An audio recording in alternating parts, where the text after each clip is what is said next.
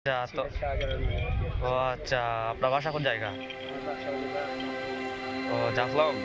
ও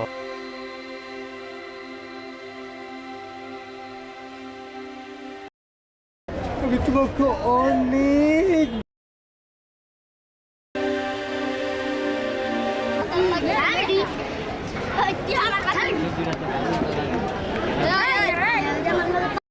কি কাজ করে খাইতে পারে? এই অসহায় বলে এলে খাবার পায় না, কি জন্য খাবার পায় না?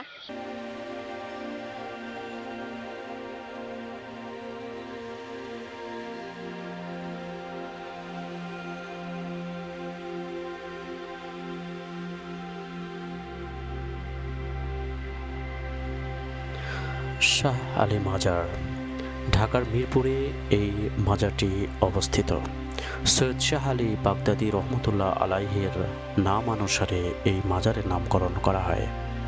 আজকে আমরা জানব হজরত শাহ আলী বাগদাদী রহমতুল্লাহ আলাইহির এখানে আসার ঘটনা ও তার মৃত্যুর পর একটি মসজিদ কিভাবে মাজারে পরিণত হয় তারই বিস্তারিত।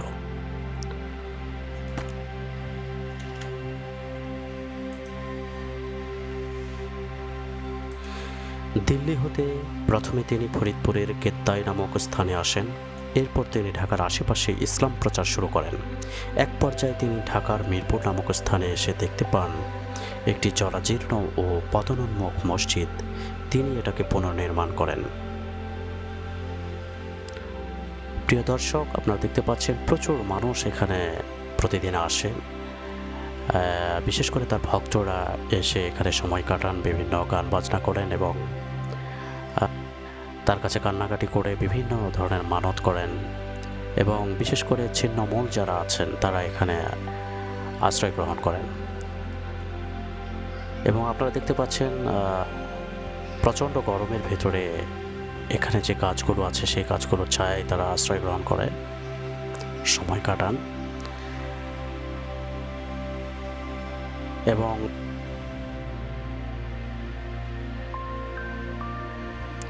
অসংখ্য মানুষ এখানে লাইনে দাঁড়িয়েছে খাবারের জন্য। এখানে সাধারণত সিন্নি এবং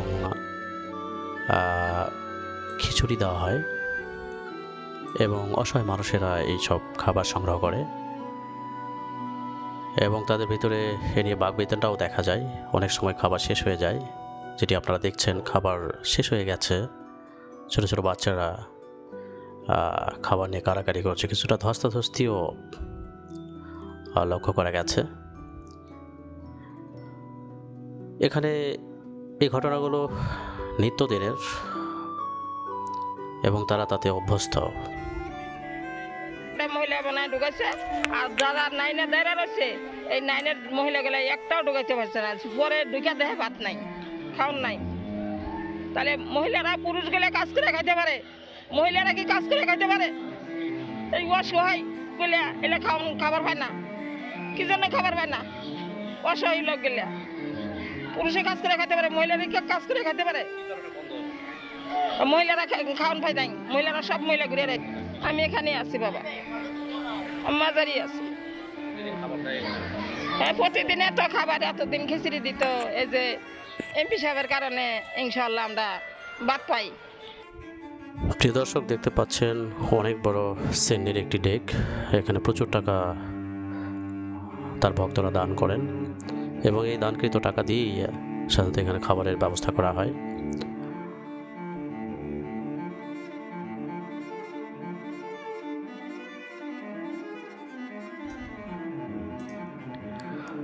শাহ আলী আল বাগদাদী রহমতুল্লাহ আলাইহি ছিলেন বাংলার ফরিদপুর ও ঢাকা অঞ্চলে অবস্থিত 15 শতকের একজন মুসলিম ধর্মপ্রচারক এবং সুফি সাধক। শাহ আলী আল বাগদাদী আব্বাসীয় খিলাফতে 1414 খ্রিস্টাব্দে জন্মগ্রহণ করেন। তিনি ছিলেন সুলতান আলীর বংশধর। বন্ধুরা, আমরা এখন মাজারের ভিতর প্রবেশ করতেছি। আমরা মাজারের ভিতর যাচ্ছি, এখন এর ভিতর ঢুকলাম। এটাই হলো আমাদের মাজার। এটা আমাদের মাজার। এখানে লেখা আছে মাজারে সেজদা দিবেন না, আদেশ করে মাজার শরীফ।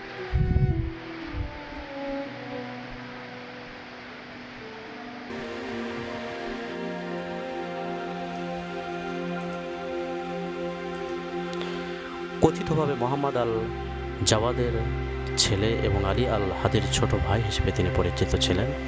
তিনি কাদেরী আদেশের অন্তর্ভুক্ত বলে জানা গেছে। 20 বছর বয়সে তিনি 1434 খ্রিস্টাব্দে 40 থেকে 100 সঙ্গীর সাথে দিল্লি সালতানাতে প্রবেশ করেন।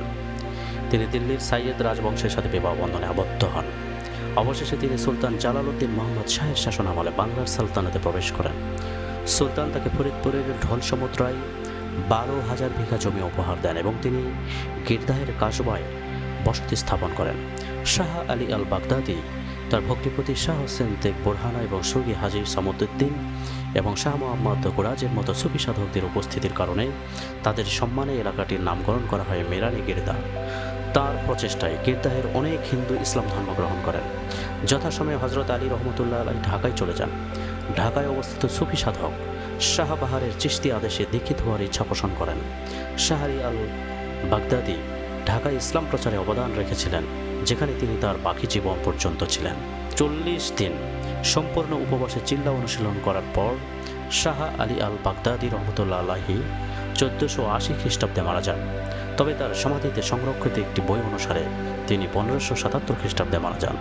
বহু তীর্থযাত্রী তার ওরসের সময় বাংলার বিভিন্ন অঞ্চল এবং তার বাইরে থেকে তার মাজারে আসেন। 1806 সালে তাঁর মসজিদ সম্পূর্ণ সংস্কার করা হয়। ঢাকার দ্বিতীয় নবাব খাজা আব্দুল গনি 1800 শতকে মাজারে যাওয়ার রাস্তা নির্মাণ করেন। তার পুত্র এবং উত্তরসূরি খাজা আহসানুল্লাহ মাজারের সংস্কার এবং একটি সুফ মুসাফিরখানা প্রতিষ্ঠায় অবদান রাখে। গিরদাহের একটি মসজিদে শাহ আলী আল বাগদাদি রহমতুল্লাহ কর্তৃক স্থাপিত একটি প্রাচীন ধ্বংসাবশেষ রয়েছে। এর মধ্যে রয়েছে তার কাঠের থালা, পাগড়ি, নামাজের মাদুর এবং তাসবিহ, যেটি মাছের হাড় দিয়ে তৈরি। চেম্বারে একটি কুর্দি কোটও রয়েছে, যা শাহ মাদারের সেই সাথে মোহাম্মদ আলী হাসান হোসেন এবং আব্দুল কাদির গেলেনের ধ্বংসাবশেষও রয়েছে। তার ভাগ্নে শাহ হাবিবুল্লাহ মাদ্দানি খোদা মধুখালীর বনমালাদিয়া গ্রামে বসতি স্থাপন করেন, যেখানে তাকে সমাহিত করা হয়েছে। মিরপুরে মসজিদটি দিল্লির সম্রাট নির্মাণ করেছিলেন। একটি ঐতিহাসিক সূত্র অনুসারে এটি বাংলার স্বাধীন সুলতান শামসুদ্দিন ইউসুফ শাহ 1474 থেকে 1481 এর শাসন আমলে এ অঞ্চলে গভর্নর জহিরুদ্দিন খানা 1480 খ্রিস্টাব্দে এটি নির্মাণ করেছিলেন। বিনতা বিবি মসজিদ ঢাকার সমস্ত প্রাচীন ইট নির্মিত স্মৃতিসৌধের মধ্যে প্রথম নির্মিত হয়েছিল। এরপর নির্মিত হয় এই সেই শাহ আলী মসজিদ। যে মসজিদে শাহ আলীর সমাধি অবস্থিত সেটি তার নাম অনুসারে শাহ আলী মসজিদ নামে পরিচিত হলেও এটি আসলে তার আগমনের পূর্বেও একটি ঐতিহাসিক মসজিদ ছিল।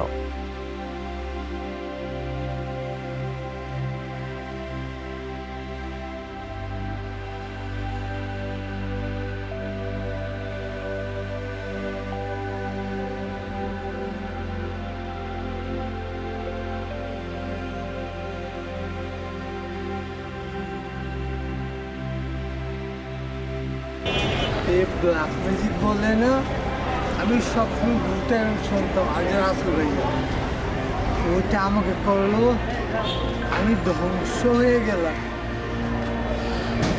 আমি জানি না কেন করলো, বাট আমি আমার রুমে খেয়ে খাওয়ানো অনেক লাভ করি, পাচ্ছি না। আমার বাবার জন্য দরকার আসছে, আল্লাহর কাছ থেকে চেতেছি, ওকে যেন একটা বার দেখতে পাই, আমি পাইতেছি না। জানি না না খেয়ে মারা যাবো কি না। আমার রুমে একটা বার আমার সাথে দেখা করবো, আল্লাহ দোয়াই লাগে, একটা বার রুমে শুধু একটা বার আমার দেখা করবো। আমি তোমাকে অনেক ভালোবাসি। তো আপনি এখানে কি থাকেন? ও আচ্ছা, ও আচ্ছা, আপনার বাসা কোন জায়গা? ও জাফলং। ও আচ্ছা, তো আপনি এখানে ঘুরতে এসেছেন নাকি? এখানে পরিবেশটা কেমন? ভালো লাগছে? কি হয়? ও আচ্ছা আচ্ছা, আজকে ও আচ্ছা, আপনার নাম কি আছে? আব্দুল হামিদ।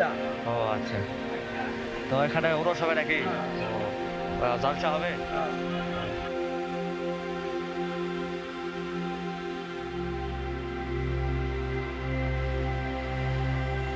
ওরস অনুষ্ঠিত হবে। তারই কিছু নমুনা এখানে দেখতে পাচ্ছেন আপনারা, এবং বড় বড় টেক বের করা হয়েছে।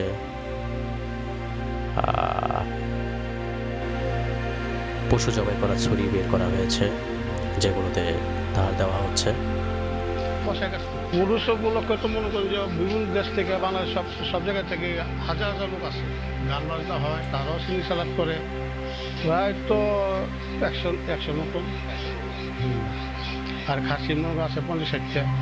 এরকম আল্লাহ ভরসা বলি দরবার বক্তব্য কে কী দেয় এটা বলা বড় দেয়, তোমার সে বেশি হতে পারে। আল্লাহ বলির জায়গা কে কখন কী দেয় এটা বলা বড় দেয়, কার মনে বিবেক থেকে আশা ভরসা করে যা দেবো তাই হবে।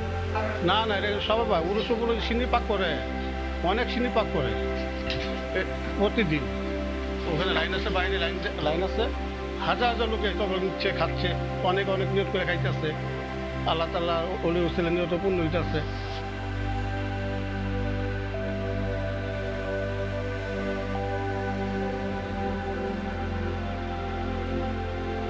সর্বশেষ পরিষ্কার পরিচ্ছন্নতার কাজটা চলছে।